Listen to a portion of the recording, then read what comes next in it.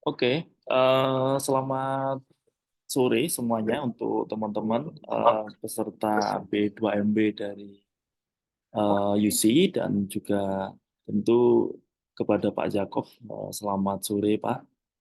Eh, Pertama kami ucapkan terima kasih atas kesediaan dari Pak untuk sore hari ini mungkin berbagi pengalaman, berbagi ilmu, dan juga saran bagi teman-teman yang saat ini sedang berjuang untuk menyelesaikan eh, tahapan penyusunan proposal P2MB tanpa perlu panjang lebar. Saya akan memberikan kesempatan untuk Pak Jakob untuk menyampaikan mungkin tentang tip-tip dan juga memberikan satu gambaran bagaimana idealnya penyusunan proposal B2MB dan apa tip-tipsnya agar proposal itu punya potensi lolos tinggi, dan juga mungkin juga mereview beberapa proposal yang sudah kami kirimkan. Dan ini mohon izin Pak Jakob, kami rekam Pak, karena ini kan mungkin ada cukup banyak mahasiswa yang tidak bisa terlibat pada kesempatan sore hari ini karena masih benturan dengan jam kuliah, maka kami rekam dan nanti harapannya dari rekaman ini nanti kita bisa distribusikan ke mereka. Terima kasih. Silakan Pak Boleh, Jakob. silakan. Oke, terima kasih Pak Suryadi. Selamat sore teman-teman. Mohon maaf, ini saya lagi di perjalanan ya. Saya baru landing tadi, yang lagi di travel. Oke, selamat sore. Nah ini saya kepingin memberikan ini aja, memberikan insight gitu ya. Karena dari beberapa yang sudah saya review, itu ternyata proposalnya bagus-bagus gitu. Yang ada di Google Drive kalau nggak salah ada 4, cuman Iya. yang satu hak aksesnya masih ditutup, jadi saya nggak bisa masuk gitu. Tapi yang 3 sudah saya review, nanti akan saya kirimkan Pak Mm-mm. Suryadi. Ya. Nah, mungkin kita akan apa namanya supaya gampang gitu ya, saya izin share screen. Saya akan sampaikan dulu yang berkaitan dengan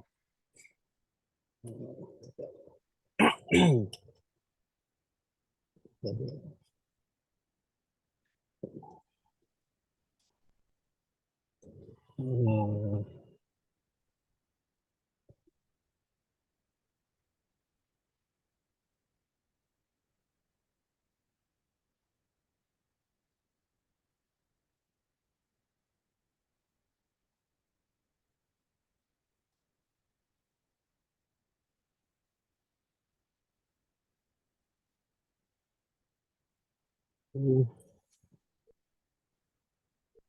Oke, apakah sudah tampil untuk slide saya? Ya, Pak. Sudah ya, sudah tampil ya. Oke, Oke. Nah ini kita akan langsung. Ini punya teman-teman kategori non digital atau kategori digital, Pak Jayadi? Teman-teman ini campur Pak, ada yang digital ada Oh non digital campur. juga. Mm-mm. Oh gitu. Kami Oke. berusaha Oh untuk gitu dua saya akan. kategori itu bisa bisa Mm-mm, muncul mm-mm. juga di sini. Iya, oke. Saya akan jelaskan dua-duanya. Sebenarnya yang tadi saya review itu semuanya dari non digital ya, gitu. Tapi kemarin saya sudah kirimkan ke Pak David itu 2 Hmm. template. Yang satu template non digital, yang satunya template digital, Pak. Itu. Jadi Ya. udah ngikut itu aja. Nah, kemudian template itu memang sengaja saya buat eh, khusus gitu ya. Jadi kalau kalau dari kementerian nggak ada template itu, jadi itu memang buatan saya dan itu juga tidak di-share secara nasional. Jadi teman-teman kalau misalkan memang apa namanya, kalau teman-teman memang mau mendapatkan itu ya nggak apa-apa, itu memang untuk teman-teman. Tapi nggak usah di-share ke kampus yang lain gitu ya. Itu. Jadi itu memang saya buat untuk mendapatkan poin tertinggi ya. Jadi untuk penilaian itu memang ada 6 ya. Jadi antara poin 1 untuk paling paling nggak jelas gitu ya, dan poin 6 itu untuk memang sangat-sangat jelas dan bisa bisa bisa bisa mendapatkan poin 6 itu berarti udah perfect gitu, sesuai dengan yang diharapkan oleh para reviewer gitu ya. Nah, yang ada di apa namanya, yang ada di ini, eh, yang ada di template itu teman-teman nggak usah terlalu bingung gitu ya, nggak usah terlalu bingung teman-teman. Tinggal ini aja sebenarnya, tinggal jadikan itu sebagai judul gitu. Contoh misalnya mobil purpose gitu ya, biarkan judulnya itu, kemudian di bawahnya ada subjudul misalnya problem, solution dan sebagainya. Itu tinggal teman-teman enter aja gitu. Tinggal teman-teman enter aja, kemudian teman-teman tuliskan di bawahnya situ gitu.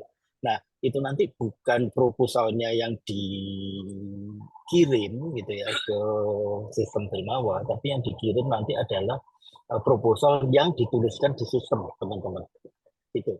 Nah, jadi nanti yang ada di MS Word itu teman-teman bisa copy, kemudian paste, letakkan yang ada di sistemnya Belmawa gitu. Jadi itu memang mempercepat ya nantinya. Kemudian kalau ada gambar teman-teman, tolong untuk nanti gambarnya dikompres ya, supaya tidak terlalu gede gambarnya itu sebelum di-upload gitu.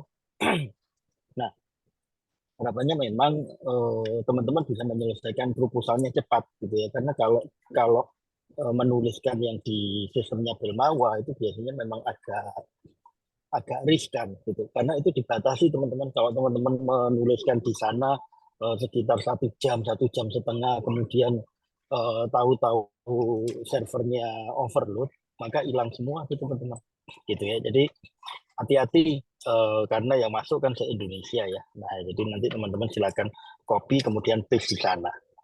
Oke, nah saya akan jelaskan tentang substansinya. Oke.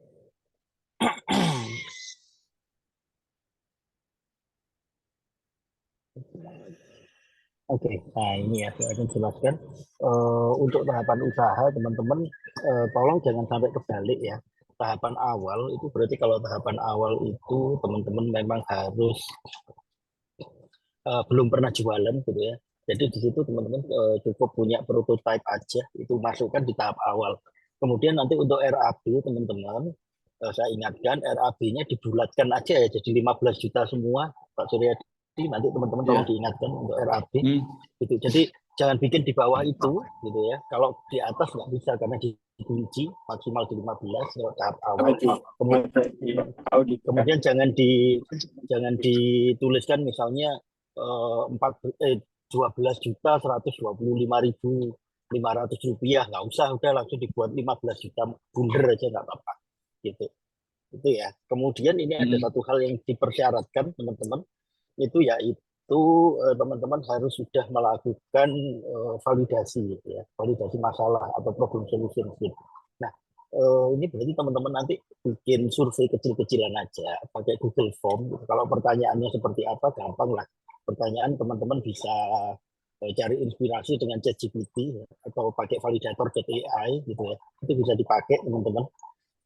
Kemudian tentunya itu harus di-adjust dulu, sesuaikan dengan situasi dan kondisi usahanya teman-teman. Ya. Nah, itu nanti respondennya nggak usah banyak-banyak teman-teman, 10 orang gitu aja udah nggak apa-apa, udah bisa. Nah, nanti buktinya apa? Buktinya itu adalah screenshot gitu. Kemudian jangan lupa juga harus ada prototype ya. Tadi saya lihat sudah oke semua, ya, prototipenya sudah ada, foto-fotonya sudah ada. Jadi nggak ada masalah. Kemudian di tahapan usaha bertumbuh, teman-teman, tahapan usaha bertumbuh itu setidaknya teman-teman sudah pernah jualan. Gitu. Kalau misalnya teman-teman sudah jualan, tapi jualannya masih sedikit, mending teman-teman ikutkan yang tahap awal, gitu ya. Karena di tahap bertumbuh itu rata-rata jualannya udah pada gede-gede, gitu. Jadi itu masukkan di tahap yang ini, di tahap yang bertumbuh. Kemudian apa yang membedakan antara tahap awal dan tahap bertumbuh? Yang pertama tentunya adalah nominal ya, nominal pendanaannya. Kalau nominal pendanaannya di tahap awal itu 15 juta. Kalau di tahap bertumbuh itu 25 juta, teman-teman. Gitu. Kemudian yang membedakan lagi adalah surveinya. Kalau teman-teman di tahap awal, itu surveinya adalah problem solution sheet. gitu ya. Tapi kalau di tahap bertumbuh itu sudah product market fit, teman-teman. Jadi kalau tahap awal itu surveinya lebih melihat pada apakah produk saya jadi solusi untuk problemnya konsumen, maka kalau di tahap bertumbuh ini yang jadi concern itu adalah apakah produk saya ini diterima oleh pasar ya, gitu. Dan apakah pasar mau menerima dan mampu membeli produk saya. Berapa sih harga optimal yang pasar mau untuk produk saya? Itu aja gampangnya. Yaitu adalah produk market fit, teman-teman. Kemudian ada satu lagi yang membedakan, yaitu kalau di tahap awal itu eh, laporan untuk arus kas dan laba ruginya itu proyeksi, teman-teman. Tapi kalau di tahap bertumbuh itu sudah laporan. Karena apa ya? Karena sudah jualan, gitu ya. Karena sudah jualan, teman-teman. Oke. Nah, ini kategorinya. Ya, tolong jangan sampai ketuker kategori, teman-teman. Jadi ini memang krusial juga, gitu ya. Karena kalau keliru kategori, nanti akan dialihkan oleh reviewer. Risikonya apa? Risikonya adalah kalau itu nanti dialihkan oleh reviewer, jadi misalnya gini nih, dari UC gitu ya, dari UC itu ada 3 kategori makanan dan minuman yang sudah masuk gitu, dan bagus-bagus semua. Kemudian ada yang makanan minuman, gitu ya, ada yang seharusnya makanan minuman, teman-teman salah taruh tuh, ditaruh di jasa perdagangan misalnya. Maka itu nanti oleh reviewer yang di jasa perdagangan itu akan dipindahkan ke makanan minuman. Tapi karena makanan minuman itu kuotanya sudah penuh, gitu ya. Karena setiap kategori itu hanya boleh 3, kecuali digital ya. Digital itu 5, teman-teman. Ya, gitu ya. Tapi kalau yang tadi dipindahkan ke makanan minuman ternyata kuotanya sudah penuh, maka otomatis di drop, teman-teman. Itu jadi hati-hati, gitu ya. Nah, mending nanti teman-teman disikap jadi supaya bisa tetap masuk di jasa perdagangan gitu. Nah, ini ini jelasin dikit aja. Nah, jadi kalau makanan minuman ya konsum pada makanan minumannya gitu. Single ini ya, single produk ya.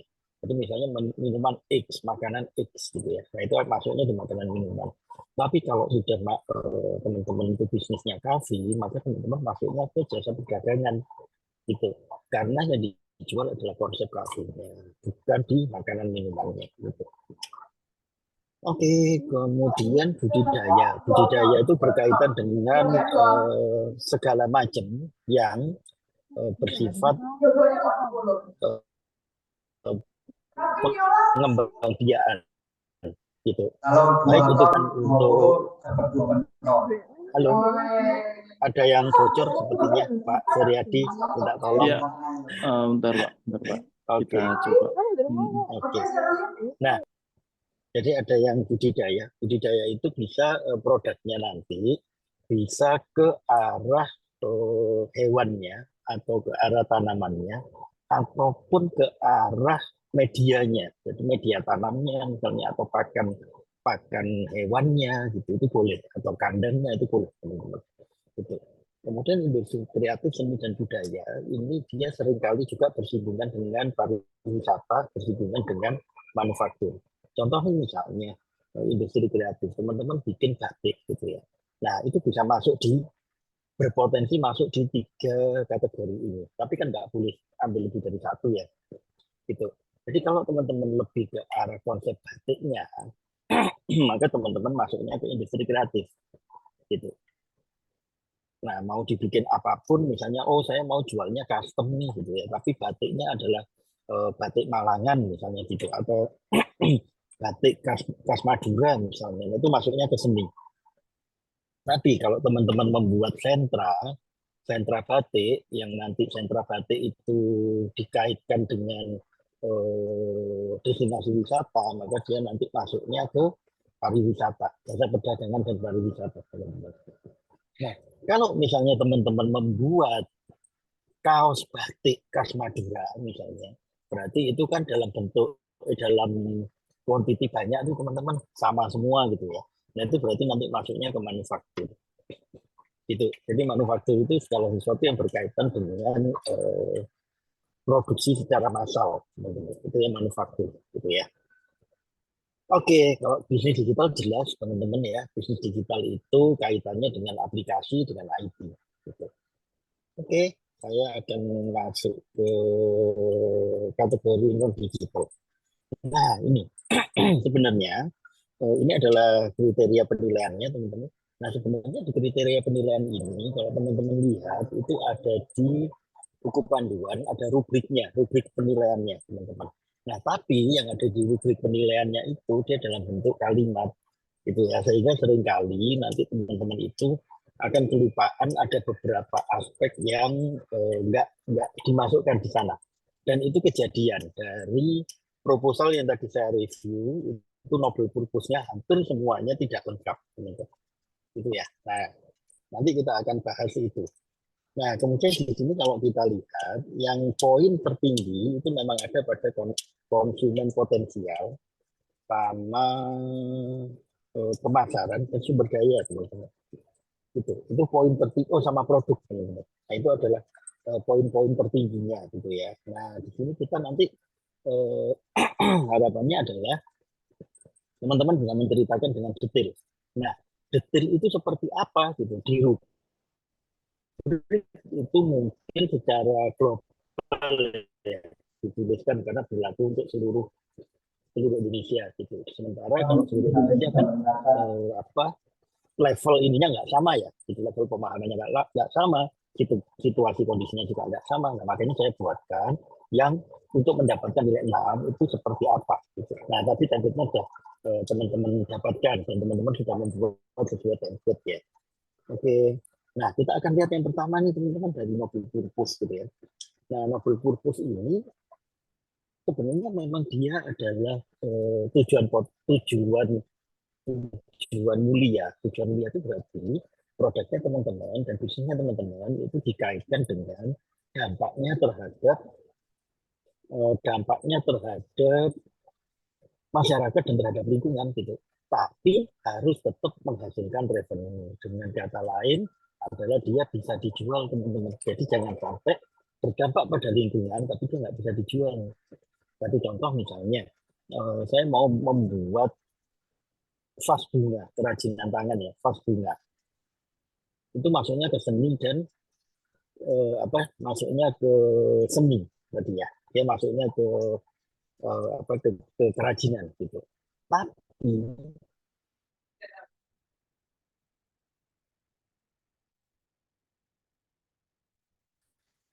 bahan ada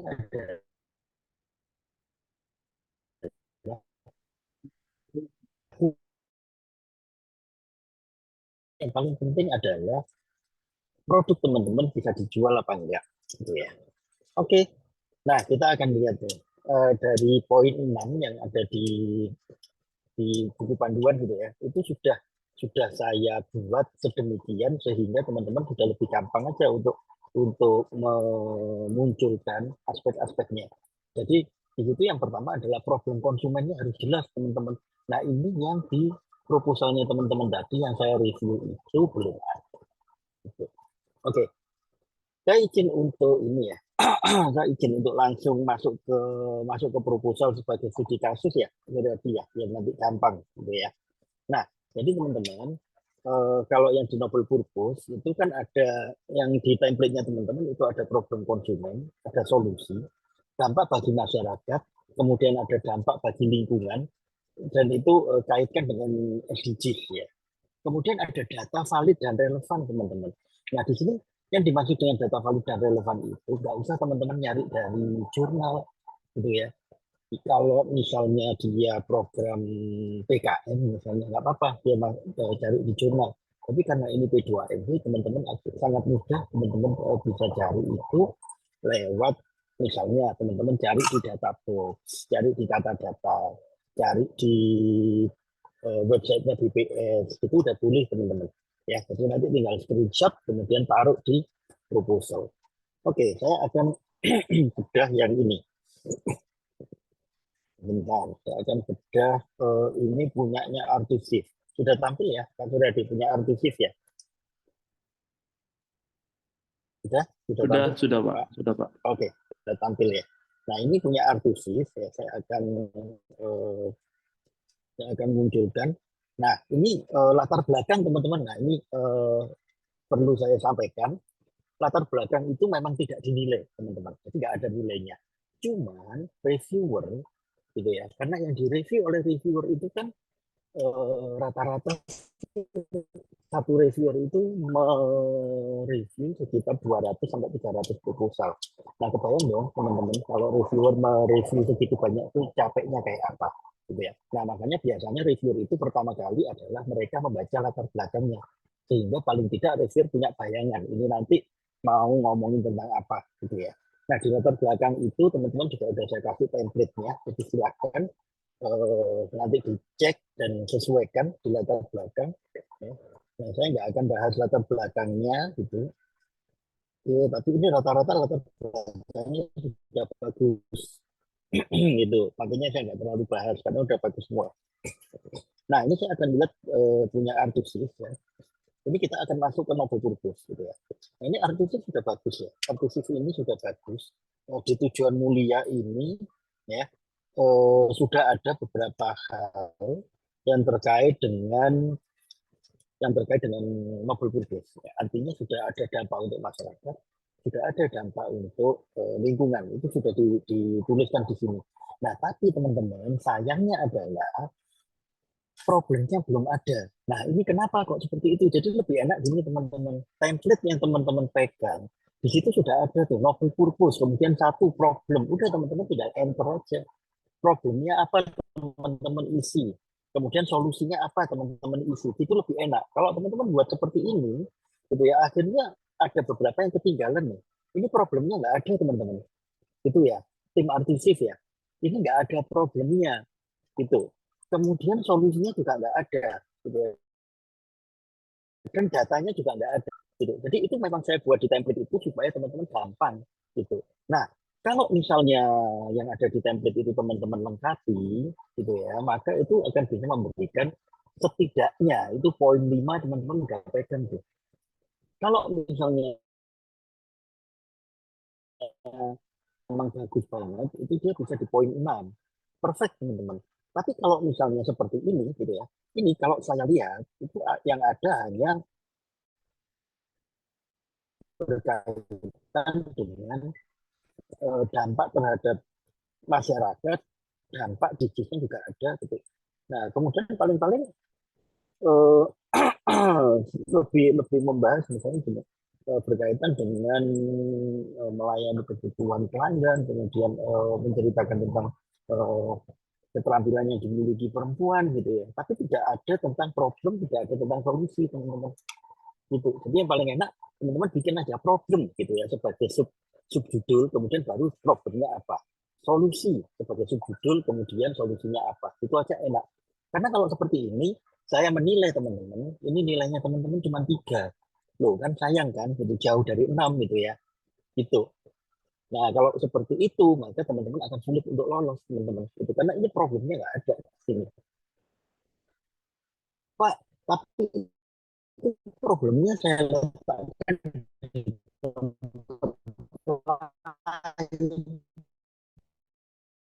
nah, ini yang harus hati-hati bagi-bagi teman-teman tempat itu sudah ada coveringnya sendiri, coveringnya novel purpose itu sudah ada sendiri. Jadi kalau reviewer melihat di novel purpose nggak ada, langsung novel purpose-nya dinilai teman-teman. Oh ininya problem nggak ada, solusi nggak ada gitu ya. Kemudian datanya nggak ada, ya udah nggak bisa tinggi nih nilainya, kasih nilai 3. Perkara nanti di tempat lain ada review, jarang banget ada yang mau balik ke novel purpose gitu. Itu ya teman-teman. Jadi usahakan apa yang ada di template saya itu teman-teman lengkapi. Teman-teman. Oke, ini yang untuk purpose. Oke, yang untuk purpose. Nah, kemudian saya akan lihat yang di satunya. Ya. Ini saya juga masih fokus di novel purpose ya. Jadi ini saya akan lihat novel purpose ya. Kita akan lihat dari eh, 3 proposal yang di Nobel Purpose. Nah ini teman-teman, jadi ini punyanya tim punyanya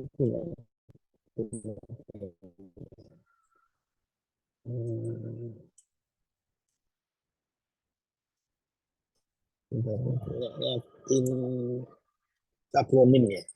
Nah, ini juga di Nobel Purpose-nya ini sudah langsung ada SDG-nya sudah muncul ini teman-teman, bagus sudah SDG-nya juga ada gitu ya. Tapi sayang banget adalah problemnya nggak ada, solusinya nggak ada, datanya nggak ada teman-teman. Gitu ya, datanya juga nggak ada. Nah, sehingga poinnya juga sama nanti. Ini kalau saya nilai poinnya dia juga cuma 3 akhirnya gitu ya.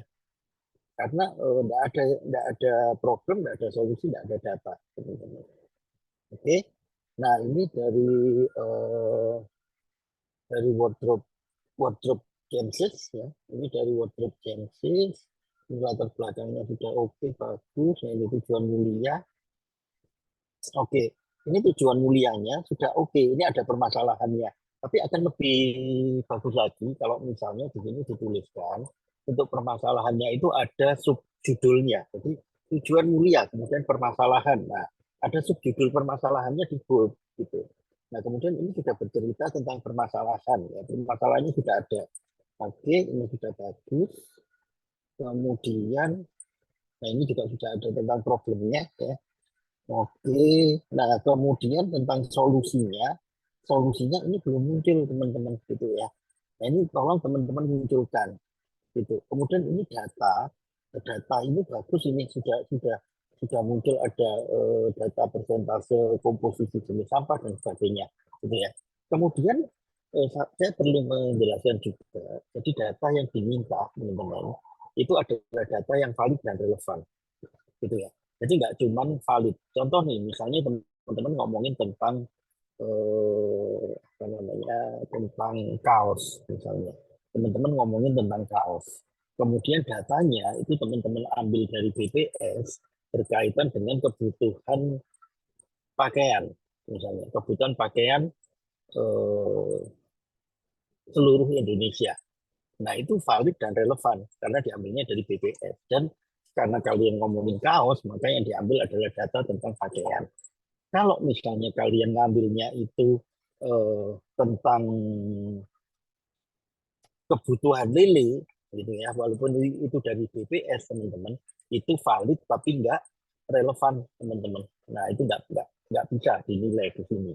Atau teman-teman sudah mengambil kebutuhan pakaian tapi ngambilnya dari TikTok. Nah, itu nggak valid banget ya teman-teman ya gitu. Jadi valid dan relevan itu adalah sumbernya jelas, kemudian data yang diambil relevan dengan yang sedang teman-teman bahas permasalahan kayak atau mungkin nanti teman-teman membahas tentang solusi gitu ya. Itu. Nah, ini sudah bagus, cuman tinggal datanya gitu ya. Datanya yang belum ada. Kemudian ini juga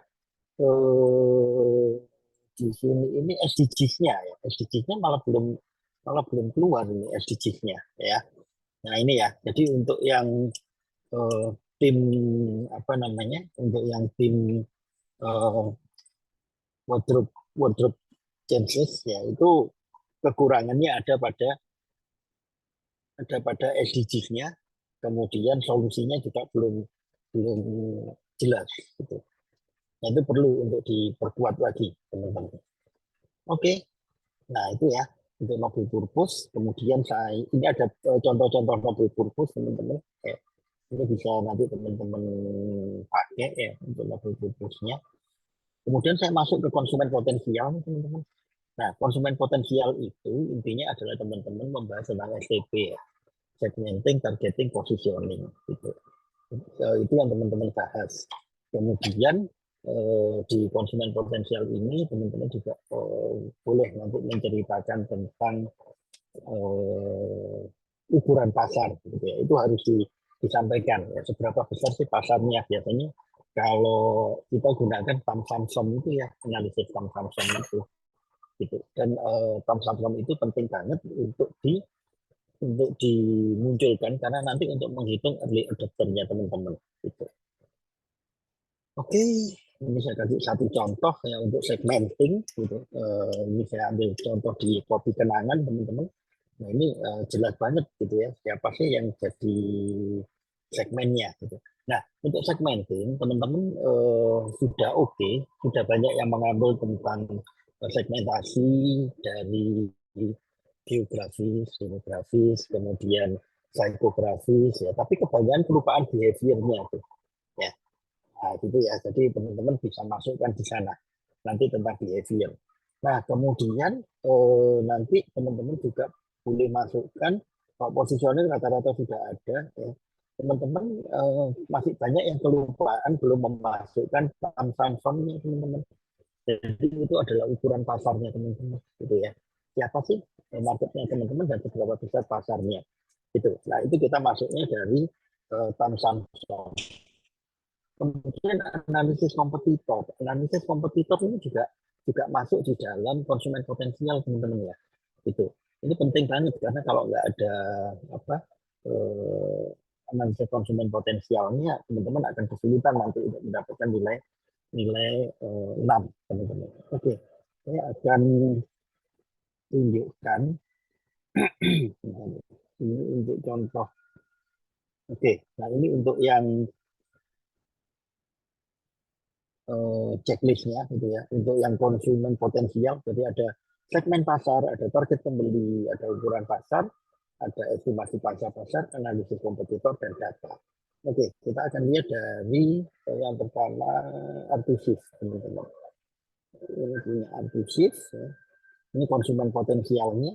Jadi konsumen potensialnya punya artusis ini sudah ada untuk segmentasinya gitu ya.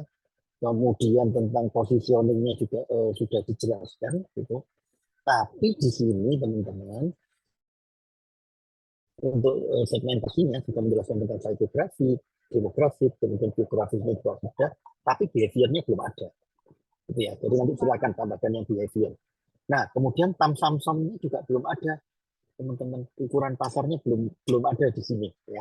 Kemudian analisis kompetitornya juga belum ada dan data belum ada.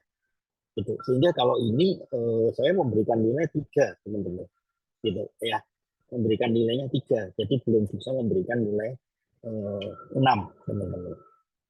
Oke, kemudian saya masuk ke yang berikutnya. Oke.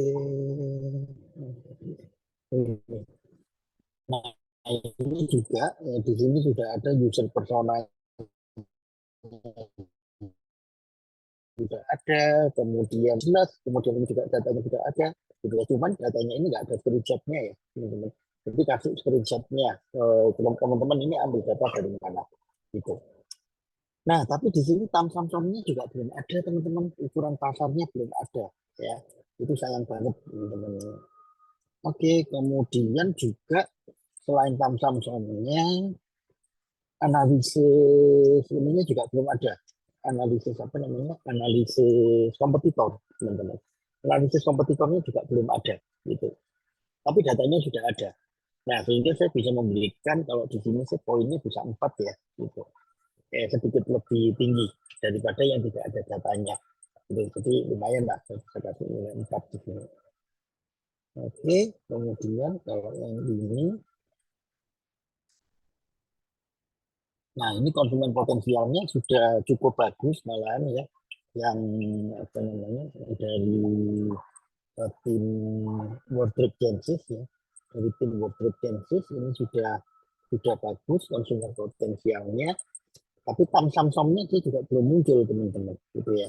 Samsung-nya belum muncul, tapi datanya ada, Samsung-nya ada juga, sorry. Ini Samsung-nya juga sudah ada gitu ya. Kemudian analisis ininya sudah ada. Analisis kompetitornya juga sudah ada, teman-teman. Nah, ini dia bisa dinilai 5 gitu ya. Nah, tolong tambahkan untuk yang ini ada analisis keunggulan. Ya, jadi analisis keunggulan dibanding dengan kompetitor. Gitu.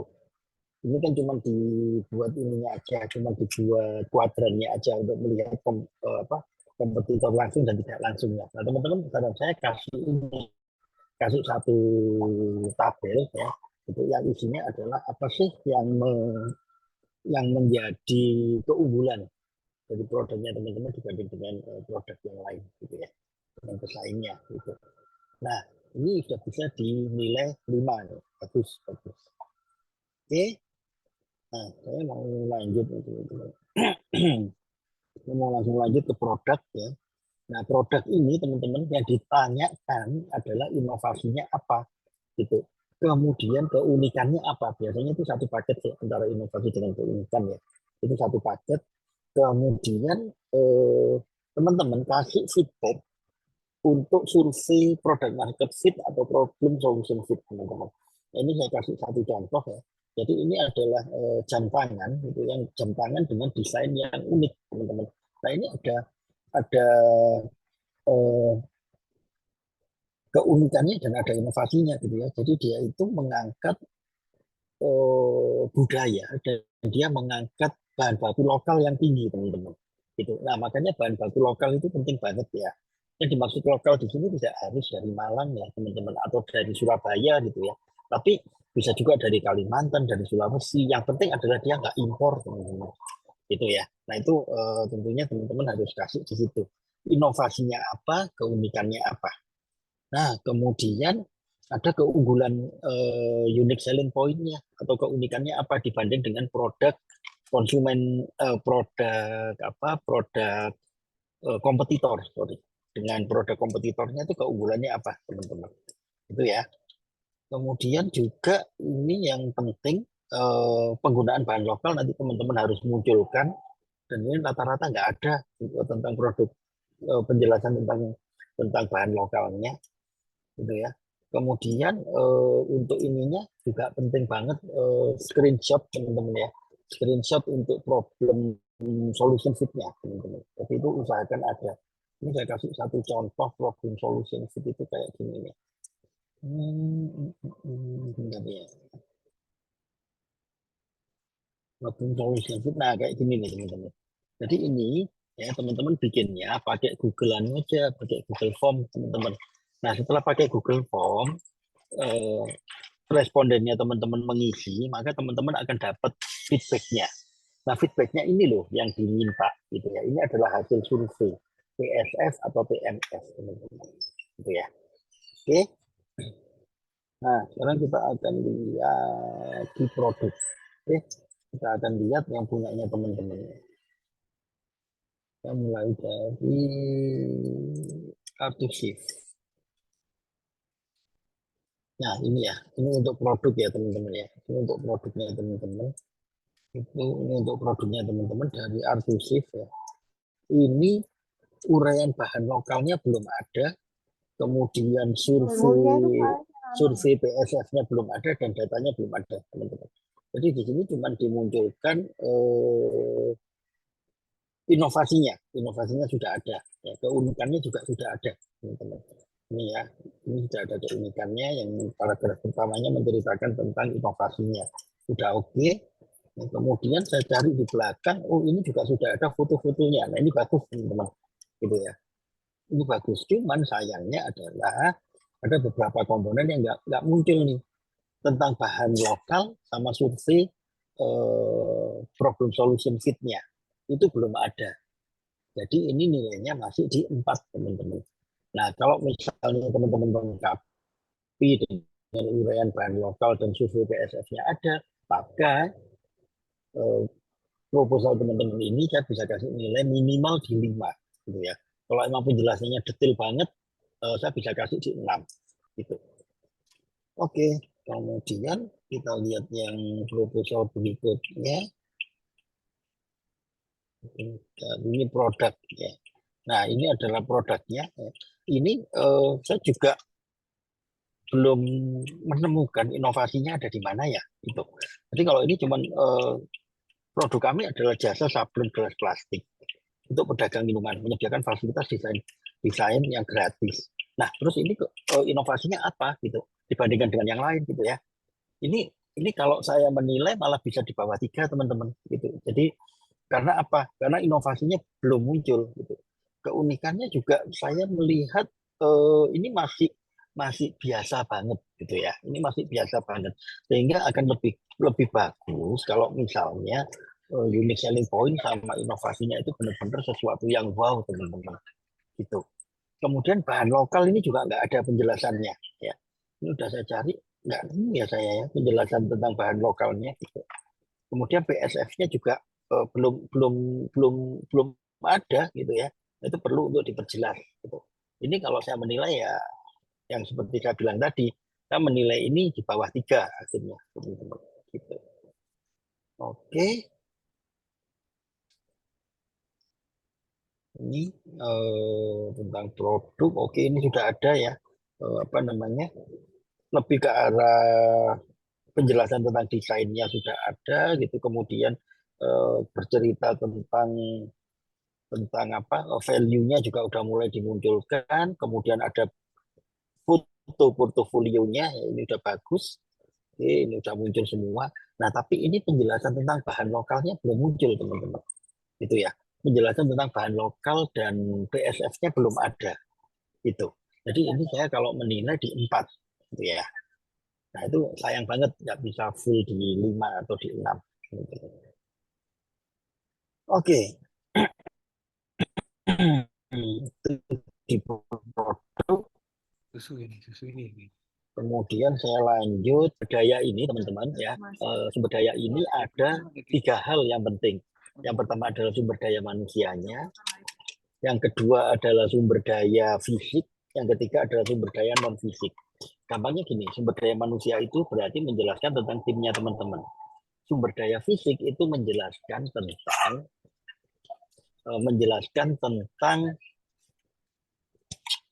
resource atau sumber dayanya teman-teman, baik itu mesin, kemudian ruangan, kemudian apapun ya yang membantu teman-teman untuk menjalankan bisnis itu boleh dimasukkan sebagai aset atau sebagai sumber daya fisik. Nah, kemudian sumber daya non fisik itu lebih banyak ke arah mitra, teman-teman. Ya, jadi kalau di PMC itu masuknya ke key partner, teman-teman. Gitu. Nah, untuk membuat apa sumber daya manusianya, teman-teman, saran saya buat seperti ini, gitu ya. Jadi ada fotonya, kemudian ada namanya, gitu. Kemudian ada jabatannya, kemudian ada kompetensinya apa. Dan ini dilengkapi dengan, karena kita ngomongin kompetensi, gitu ya, ngomongin oh si A itu ternyata dia jago di bidang pemasaran. Kenapa? Dia pernah ikutan kursus digital marketing misalnya, ada sertifikatnya. Nah, itu keren tuh. Itu yang dimaksud dengan data ya teman-teman ya. Data valid dan relevannya itu. Oke. Kemudian ini sumber daya fisik ya. Ada pabriknya misalnya, ada gudangnya, ada kantor pusatnya. Tapi kalau masih tahap awal kan belum ada. Ya nggak apa-apa. Berarti boleh dituliskan kami membutuhkan gitu ya. Ke depan kami akan membeli ini. Kami membutuhkan ini gitu. Jadi dijelaskan ke depan kalian butuhnya apa, teman-teman. Gitu. Oke. Kemudian untuk yang sumber daya non fisik ya ini dijelaskan maaf ada yang bocor. Nah, kalau di sumber daya non fisik itu bisa masuk misalnya merek, kemudian kemitraan gitu ya. Kemudian ada teknologi gitu itu masuk di sumber daya non fisik, teman-teman. Nah, sekarang kita lihat yang ada di proposal. Kita lihat dari Artusif. Oke.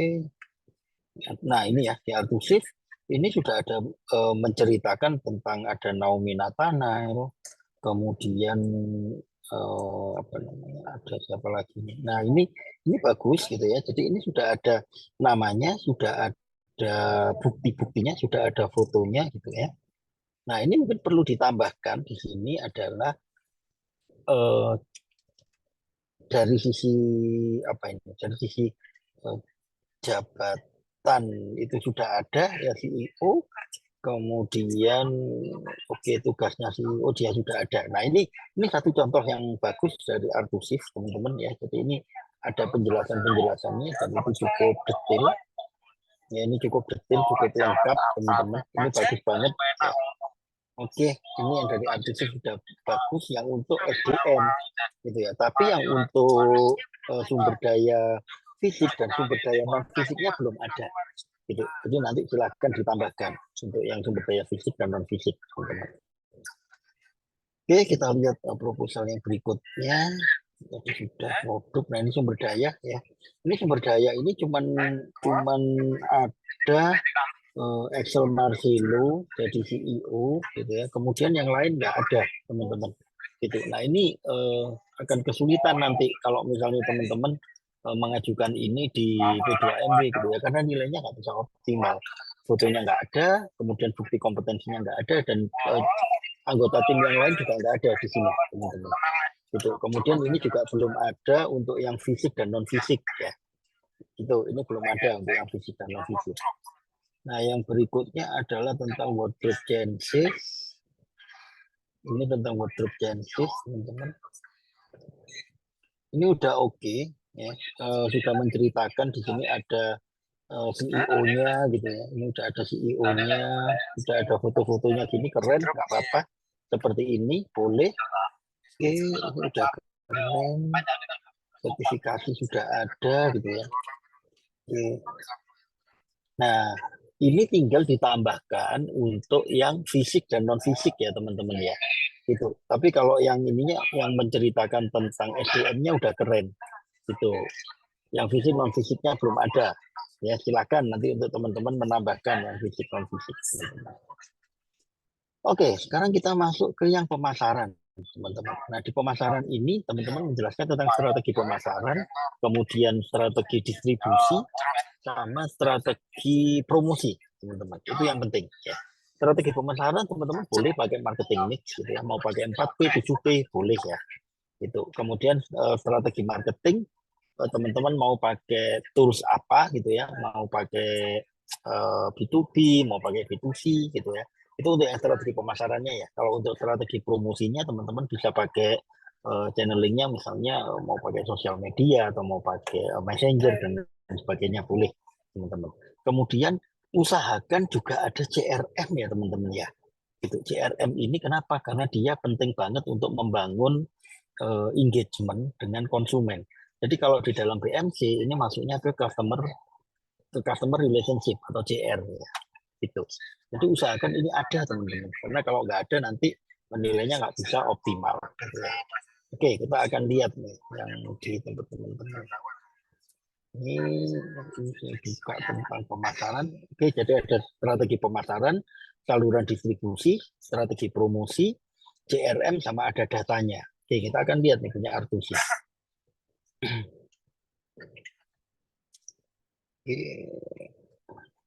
Nah, ini pemasaran. Ini sudah ada saluran distribusinya, gitu ya. Penjualan langsung ya sudah ada. Oke, sudah bagus. Strategi promosinya juga udah ada. Itu CRM-nya sudah ada, gitu ya. Makanya saya kasih oke gitu ya, karena dia udah ada semua tuh teman-teman. Gitu.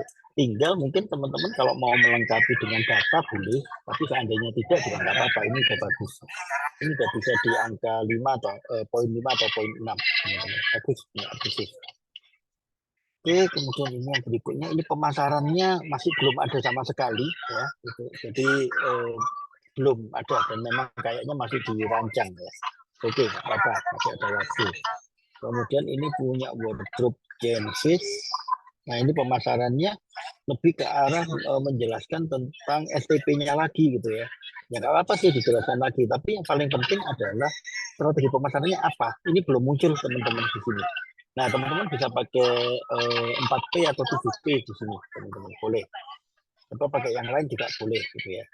Kemudian wardrobe changes ini sudah menyampaikan untuk apa namanya berkaitan dengan customer service, automatic service itu sudah ke arah CRM gitu ya. Tapi saya belum melihat yang untuk apa namanya yang untuk strategi promosinya. Itu mungkin perlu untuk lebih difokuskan lagi ke sana teman-teman ya. Jadi strategi pemasaran, strategi promosi, channel distribusi, sama CRM itu yang harus ada. Oke, saya akan lanjut. Ini keuangan ya. Keuangan ini teman-teman jangan menuliskan RAB di sini RAP ada tempatnya sendiri. Jadi yang dimasukkan di sini itu adalah proyeksi laporan laba rugi dan arus kas untuk tahap awal. Kalau tahap bertumbuh, teman-teman boleh memasukkan yang laporan, teman-teman. Nah, di sini selain teman-teman menjelaskan tentang keuangan, pendapatan dan pengeluarannya, teman-teman masukkan juga analisisnya. Analisis nggak usah banyak-banyak, cukup teman-teman tuliskan aja BEP sama ROI-nya, gitu ya. Teman-teman kasih perhitungan tentang BEP dan tentang ROI. Oke, kita akan lihat di sini keuangan gitu ya. Nah ini udah oke, jadi punya inklusif. Cuman belum ada yang berkaitan sama BEP dan ROI gitu ya. Ini juga hampir sama, ya, keuangannya ini sudah ada, tapi belum ada tabel proyeksinya. Ya, kasih tabel proyeksinya, terus BEP sama ROI-nya juga ini belum ada. Jadi silakan dilengkapi. Nah, yang di ini sudah ada ya laporan arus kasnya, itu ROI-nya sudah ada gitu ya. Ini menurut saya bagus ya. Ini udah bagus untuk keuangannya, laporannya udah ada. Yang penting juga adalah ini sudah jalan, berarti wardrobe changes ini bisa masuk ke tahap bertumbuh. Berarti bisa ngejar di 20 juta ya teman-teman. Oke, ini keren ya. Tinggal tambahin BEP ya teman-teman. Ini udah oke, udah keren ini punya wardrobe changes. Gitu. ROI udah ada, BEP-nya yang belum. Oke, nah kemudian lampirannya adalah BMC. Ya, saya rasa itu nggak sulit kalau buat teman-teman ya. Oke, minta. Oke, keuangan. Oke, yang terakhir penutup. Intinya adalah kalau penutup itu teman-teman udah pada bagus-bagus ya. Jadi penutup itu intinya adalah menyampaikan bahwa oh ini loh bisnis kami itu layak untuk dijalankan. Itu sudah lebih ke arah seperti itu aja. Yang ini belum ada penutupnya ya. Rencana kegiatan nggak apa-apa, boleh dikasih. Ini udah ada juga punya wardrobe changes. Oke, teman-teman. Nah, itu yang berkaitan dengan proposalnya teman-teman ya. Itu yang berkaitan dengan proposalnya teman-teman. Oke, mungkin itu tadi yang untuk yang apa namanya? Itu tadi untuk yang non digital. Nah, itu tadi untuk yang non digital. Nah, untuk yang digital perlu saya bahas juga atau gimana, Pak Suryadi? Sore Cak Win. Iya. Cak Amir.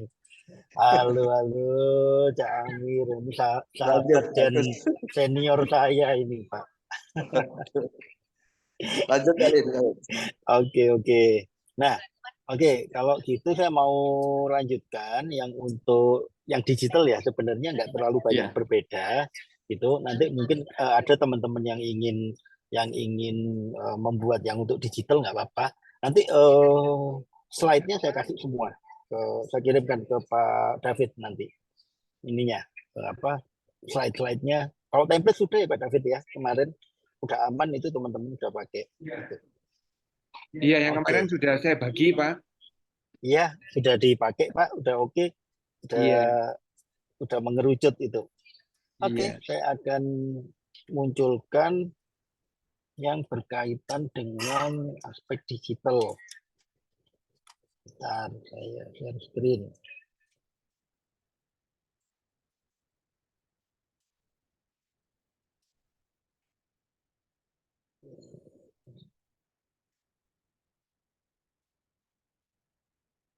Oke. Nah, ini yang untuk aspek digital ya sebenarnya sama dengan yang aspek dengan yang kategori non digital tadi, hanya mungkin beberapa terminologi yang sedikit berbeda gitu. Nah, kalau di template itu memang sudah saya jelaskan detail ya, ada problem konsumen. Nah, satu lagi yang membedakan kalau yang di non digital itu yang dikumpulkan adalah BMC. Kalau yang di digital itu yang dikumpulkan adalah pitch deck. Ya, jadi sedikit beda teman-teman. Nah, ini sekaligus saya tunjukkan tentang pitch deck ya. Jadi yang pertama ini berkaitan dengan permasalahan dan solusi. Itu ada cukup banyak yang harus ada ya. Jadi nanti tolong jangan sampai ada yang ketinggalan nih, kayak yang di non digital ya teman-teman. Jadi ada problem konsumen, kebutuhan dan keinginan konsumen, solusi dan fitur, ya cara kerja produk atau alur gitu ya, value proposition, BSF, screenshot prototype, sama data. Nah, ini saya kasih satu contoh ya. Jadi problem konsumen itu memang harus clear. Siapa saja konsumennya, teman-teman jelasin. Kemudian setiap segmen itu dia punya problem apa, gitu ya. Ini saya ambil satu contoh punyanya Beresri. Beresri itu startup yang memang dia bergerak di bidang home service dan maintenance ya.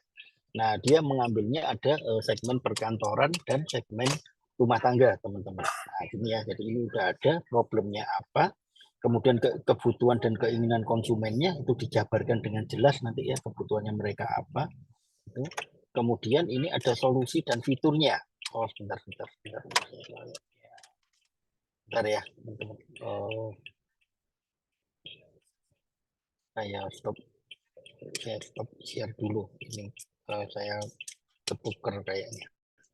Bentar. Saya ambilkan yang satunya. Bentar ya.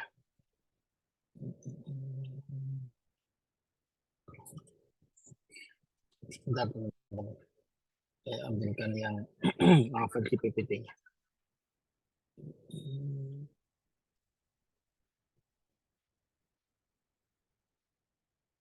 Bentar ya. Terus.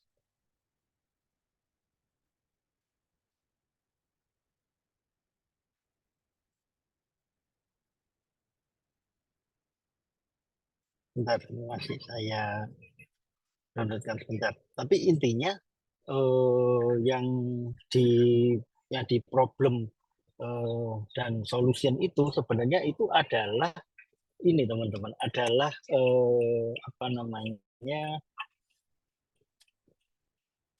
value proposition design gitu ya. Sebenarnya itu adalah value proposition design itu teman-teman. Jadi kalau teman-teman familiar dengan VPD ya udah itu aja sebenarnya itu. Oke, sebentar saya share screen.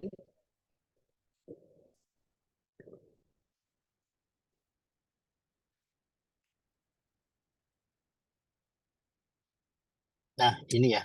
Jadi ini berkaitan dengan problem tadi, kemudian ini berkaitan dengan kebutuhan dan keinginan konsumen. Jadi setiap apa namanya, setiap kebutuhan dan keinginan konsumen itu setiap segmen itu dijelaskan kebutuhannya apa, keinginannya apa. Gitu. Kemudian solusi dan fitur. Nah, ini teman-teman harus munculkan nih solusinya apa. Oh, berarti saya akan memberikan solusi dalam bentuk platform digital gitu ya. Nah, platform digitalnya seperti apa? Fitur-fiturnya gitu. Nah, ini adalah fitur-fiturnya, teman-teman gitu ya. Jadi teman-teman jelaskan nih fitur-fiturnya apa. Kemudian kasih screenshot prototype. Nah, ini yang sebenarnya sih sama aja, teman-teman gitu ya. Ini ada screenshot prototype-nya. Itu ada screenshot prototype-nya, kemudian ada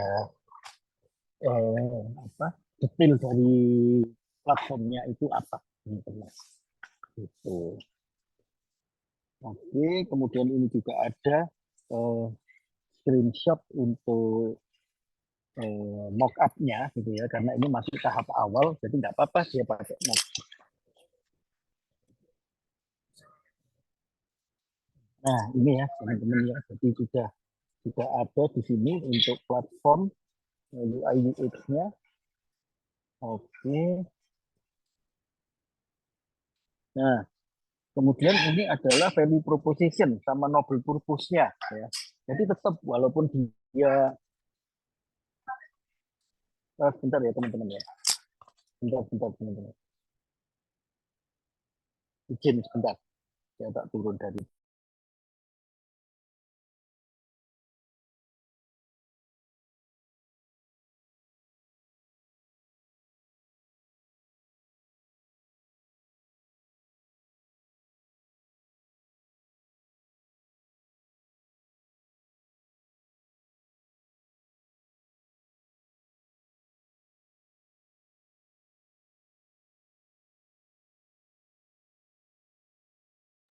Oh ya, teman-teman sambil nunggu Pak Jakob ya, sekaligus saya menyampaikan ini tadi, ini kan karena memang tadi teman-teman yang sudah mengumumkan lembar pengesahan, saya cek lagi ada cukup banyak yang tata letaknya masih belum rapi. Misalnya font, terus susunannya berantakan, tidak rapi gitu. Itu belum bisa saya ajukan. Jadi kalau teman-teman cek di drive yang saya bagikan ke Anda, ada folder sendiri yang memang itu yang yang sudah saya storekan ke pimpinan untuk di TT, tapi yang ada di luar itu saya harap nanti Anda revisi. Karena ada beberapa dokumen yang PDF, ada yang Word. Kalau misalnya Anda kesulitan untuk merevisi, mungkin karena caranya, pokoknya Anda kirim dalam format Word, nanti biar saya yang merevisikan. Kalau misalnya kesulitan untuk membuat tataannya menjadi rapi itu ya, jangan kirim PDF, kirim Word saja. Ada ininya nanti biar saya merapikan. Itu. Jadi itu mungkin pengumuman yang sempat saya sampaikan. Monggo Pak Jakob. Oke, terima kasih Pak. Saya lanjutkan. Nah, jadi teman-teman berkaitan dengan value proposition dan noble purpose gitu ya, tetap ini kaitkan antara produknya teman-teman gitu ya dengan noble purpose-nya. Nah, noble purpose ini juga ada yang kaitannya dengan SDGs gitu ya. Itu bagus banget teman-teman.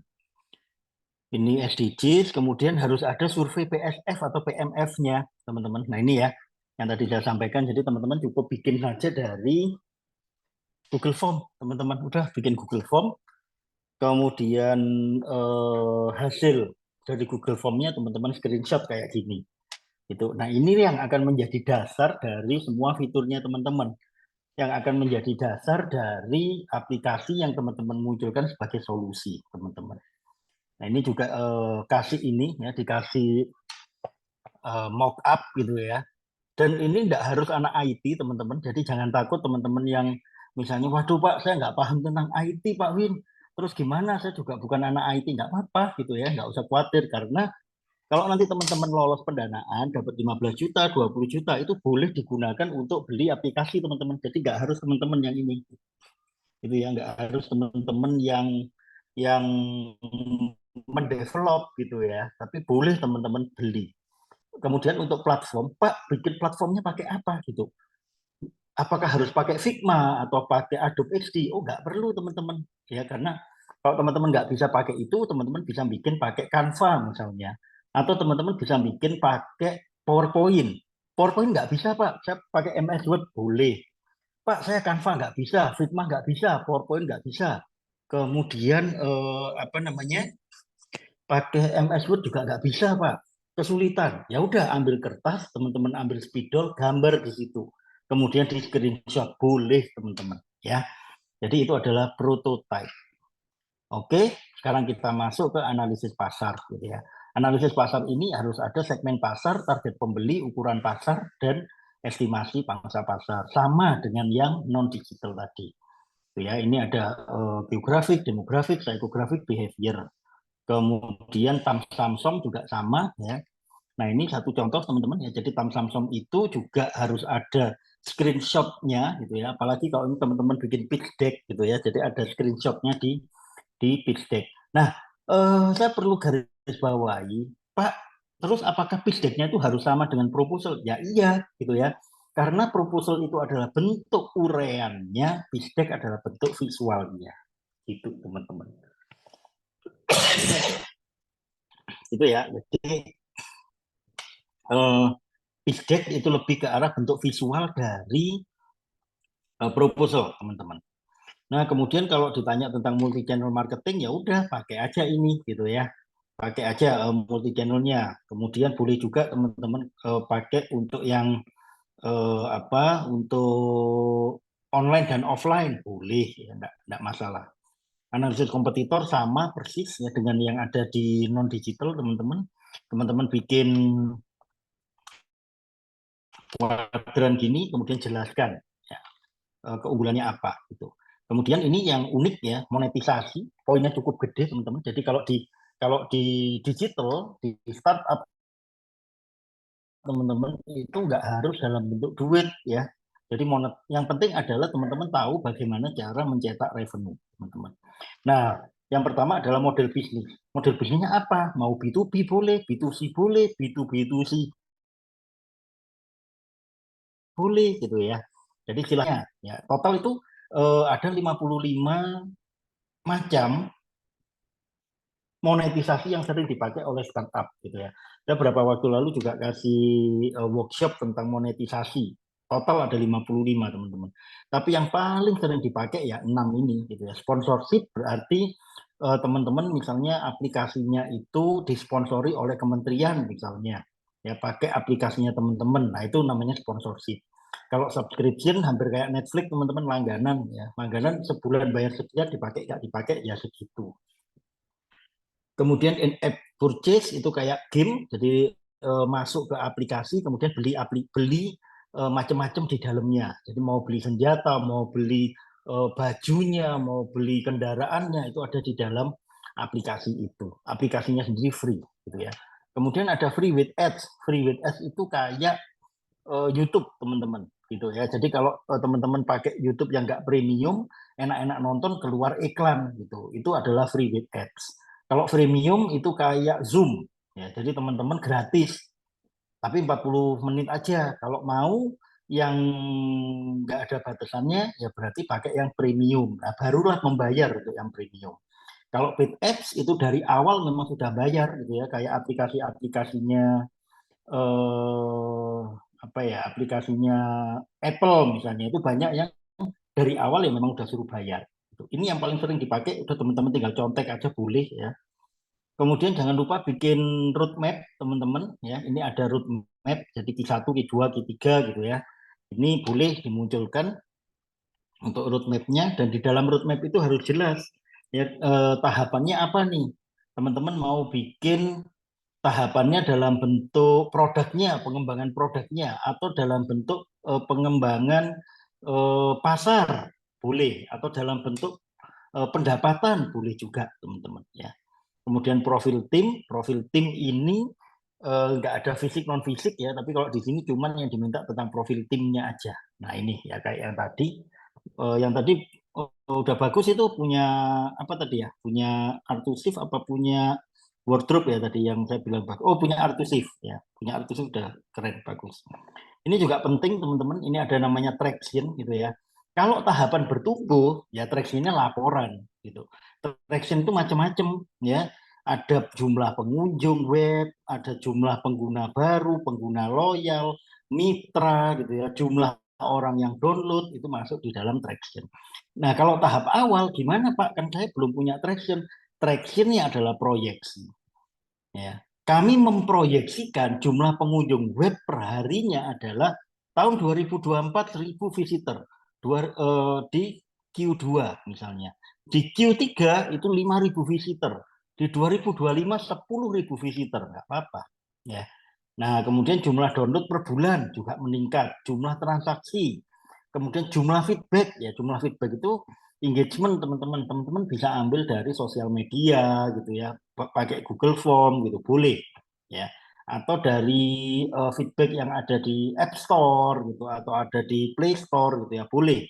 Itu kan ada feedback di sana. Nah itu boleh dimasukkan sebagai tahap awal untuk proyeksi. Kemudian jumlah mitra itu juga masuk di dalam traction teman-teman ya gitu. Nah, kalau yang sudah tahap bertumbuh, dia harus bikin laporannya kayak gini, harus ada screenshotnya. Bilang, wah ini traction saya di Google Play sekian, mana buktinya gitu ya, nanti akan diminta. Oke, ini juga sama. Nah, ini teman-teman boleh menambahkan untuk yang sudah tahap awal tahap bertumbuh maupun yang masih tahap awal. Kalau tahap awal masih proyeksi untuk keuangan. Tidak pun tidak apa-apa ya kalau untuk yang digital. Tidak harus dalam bentuk uang, teman-teman. Oke, kemudian berikan juga kapan teman-teman akan BIP dan ROI-nya teman-teman seperti apa. Itu ya. Kemudian untuk tips lolos P2MW-nya ya, yang pertama adalah ya harus ada kelengkapan kriteria-kriteria seperti yang saya buatkan template-nya itu tolong dilengkapi, jangan ada yang kosong, jangan ada yang ketinggalan. Kemudian matrik penilaian saya rasa tidak perlu karena sudah ada, sudah saya buatkan template-nya. Kemudian komunikasi dengan dosen pendamping atau dosen pembimbingnya.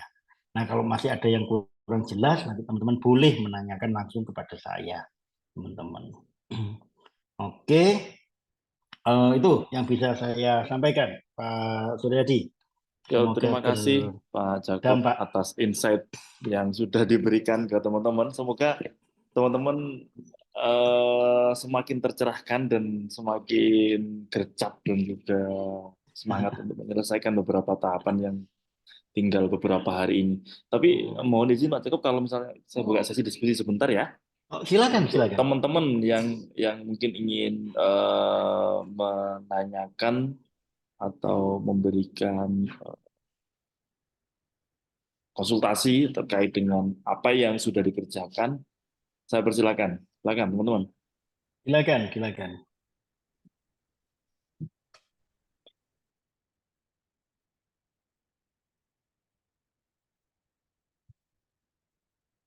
Oke, ini ada yang di WA group kita itu, ini Pak Jacob, bisa nggak diberikan tip and trick untuk penyusunan anggaran, termasuk tadi kan Pak Jacob Oh, mengatakan RAB. pokoknya difixkan di angka Hmm, tertinggi. ya. Ada nggak Hmm. item-item kecil yang akan menjadi kriteria dalam penyusunan anggaran itu? Karena kan dari pengalaman tahun yang lalu ada yang itu juga direvisi kan Hmm, dari hmm, pusat, ada yang akhirnya hmm. dana itu pencairannya tidak sesuai dengan yang diajukan. Mungkin Oke, ada tip dan triknya, Pak. oke, ada. Ya, jadi kalau di RAB itu yang pertama adalah usahakan sesuai. Artinya sesuai itu ya sesuai dengan batas maksimalnya. Itu. Jadi kalau tahap awal 15 juta ya jangan ngajukan 2 juta. Gitu. Karena kampus lain ada yang ngajukan cuman 2 juta dan ada juga yang malah ngajukan cuman 750 rupiah, ada dari kampus lain gitu ya. Jadi usahakan teman-teman kalau mau ngajukan 15 juta ya 15 juta gitu. 20 juta ya 20 juta, jangan lebih Hmm. jangan kurang gitu ya. Kemudian kalaupun teman-teman kesulitan gimana Pak biar klop 15 juta gitu ya. Tips dan triknya adalah di situ ada poin untuk ATK gitu. Jadi kalau teman-teman habisnya misalnya 14.250.000, maka 750.000-nya masukkan ATK dan kegiatan penunjang. Itu aja ya. Itu. Kemudian ada yang dilarang, itu ada ya. Jadi di buku panduan itu ada termasuk tentang pembelian aset. Pembelian aset itu misalnya gini, saya mau beli mesin nih gitu. Itu maksimal cuma 1 juta per mesin. Kalau mesinnya harganya 1.500.000, maka yang 500 tidak menggunakan dana P2MW. Mau pakai dananya sendiri boleh, mau didanai kampus boleh. Itu. Tapi yang dituliskan hanya 1 juta per mesin. Gitu ya. Per mesin. Jadi misalnya nih, saya mau beli blender. Kapasitasnya 1 liter. Harganya 1.500.000. Itu yang boleh itu hanya 1 juta, nggak boleh 1.500.000. Tapi kalau teman-teman sekarang beli blender 2 dengan kapasitas 500 mililiter, satu blender harganya 1 juta, teman-teman beli beli 2 blender sama-sama kapasitas 1 juta, harganya lebih mahal, boleh malahan. Gitu ya. Jadi silakan daripada beli satu blender 1.500.000 nggak akan diganti full, mending beli blender 2 yang 500 mili harganya 1 jutaan Itu gitu disiasati dengan Pak. jumlahnya lebih banyak gitu, Pak ya. Iya benar, itu boleh Pak Sur. Itu kemudian lagi kalau tahap awal itu fokuskan kepada riset sama produksi gitu, fokuskan dulu ke sana. Jadi misalnya 15 juta nih, 5 jutanya untuk riset gitu ya, 5 jutanya untuk riset, kemudian 6 jutanya untuk produksi gitu ya. Kemudian berarti berapa tuh? 11. Nah, yang 3.250.000 bisa untuk sertifikasi atau legalitas. Dan legalitasnya teman-teman nggak usah nyari yang wow banget karena masih tahap awal. fokusnya adalah pada merealisasikan prototipe menjadi produk gitu. Jadi nggak perlu bikin PT yang sampai bayar 6 juta, nggak perlu dulu. Pakai NIB aja udah cukup gitu. Kemudian pengurusan merek nggak usah pakai konsultan yang seharga 3 juta. Pakai fasilitas UMKM aja udah bisa, itu 500 sampai 600 ribu. Gitu. Nah, kemudian sertifikasi apa lagi? Teman-teman boleh mengikuti pelatihan bersertifikasi, entah itu BNSP, entah itu bersertifikasi dari lembaganya, tapi ada sertifikatnya. Gitu. Jadi peningkatan atau peningkatan kapasitas untuk SDM boleh teman-teman. Gitu. Tapi yang ada sertifikasinya ya. Tapi kalau yang mentoring misalnya itu nggak boleh pakai dananya teman-teman. Mentoring itu nanti pakai dana lembaga. Gitu Pak Sur. Oke. Gitu. Oke. Kemudian pelatihan yang sifatnya general. Jadi misalnya nih pelatihan workshop gitu ya, mengikuti workshop untuk menumbuhkan mindset wirausaha. Nah, itu kan general tuh. Itu menjadi ranahnya perguruan tinggi karena bisa untuk mahasiswa selain P2MB. Tapi kalau berkaitan dengan yang spesifik punyanya teman-teman gitu ya. Berkaitan dengan bagaimana misalnya nih bisnisnya budidaya gitu. Budidaya lele misalnya. Kemudian teman-teman ikut pelatihan beternak lele dengan metode X misalnya. Nah, itu boleh pakai dananya mahasiswa gitu. Tapi kalau yang general misalnya workshop keuangan, nah itu karena general itu ikutnya adalah ikut punyanya lembaga RAB-nya. Cak Win Itu. izin ya. Halo. Monggo Cak Amir. Ini saya ngikuti aja gak anu kok. Mohon maaf saya mau live, mau pulang ini. Oh Oke. alah, Iya. Selamat ketemu. monggo. Makasih Oke. loh. Udah Oke, support ya. monggo. Yuk, mari. Derekaken, hati-hati Pak Monggo. Amir. Yuk. Yuk, Pak Sur izin Pak Sur. Jadi, Pak Amir. Ya, bagi teman-teman yang lain yang mungkin ada yang hendak disampaikan ke Pak Jakob, saya persilakan. Oh iya, kemudian yang dilarang itu usahakan nggak muncul ya teman-teman ya. Gitu. Jadi misalnya sewa alat itu juga nggak boleh gitu ya. Pembelian kamera, sewa kamera itu nggak boleh. Pembelian laptop itu nggak boleh. Kecuali memang bisnisnya teman-teman mengharuskan itu. Misalnya bisnisnya teman-teman adalah printing. Ya makanya beli printer boleh kalau itu ya karena itu alat gitu ya, peralatan untuk printing ya memang boleh. Tapi kalau bisnisnya teman-teman misalnya jasa kemudian beli printer, nah itu nggak boleh teman-teman. Kepakai buat apa ya? Kepakai buat bikin laporan Pak, ya itu nggak boleh gitu ya, karena masuk ke dalam aset. Baik. Pak Jakob, saya kira terima kasih Pak atas waktu Oke. dan berbagi ilmunya di sore hari ini. Dan Oke. mohon nanti kita juga kalau misalnya merepotkan lagi, Pak Jakob berkenan untuk memberikan sharing dan kesempatannya untuk berbagi dengan kami. Dengan senang Dan hati Pak Sur. ya, siap. Dan teman-teman, semoga apa yang disampaikan oleh Pak Jakob pada sore hari ini bisa memberikan satu gambaran yang lebih komprehensif tentang apa yang bisa teman-teman lakukan untuk mencapai hasil maksimal dalam proyek P2MB ini. Sekali lagi terima kasih Pak Jakob dan teman-teman atas waktunya. Kasih. Sampai ketemu lagi di kesempatan yang lain. Selamat sore Pak Jakob. Selamat sore, mohon izin live.